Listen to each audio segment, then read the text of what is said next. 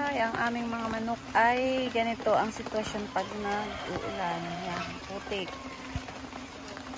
Ayan o.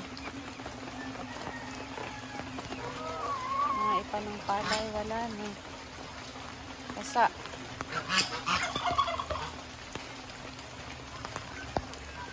Sila o. Pabo, may pabo dyan sa mga lalaking black astrolord. Yung mga 3 months old na black astrolord.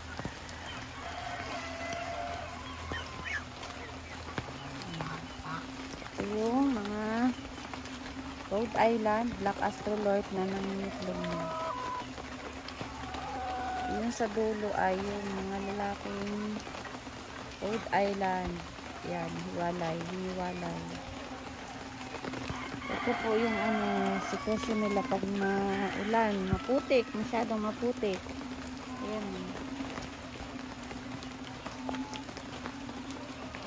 Ayan, yun lang ang problema sa kanila pagka ulan dito sa amin. Sobrang maputik.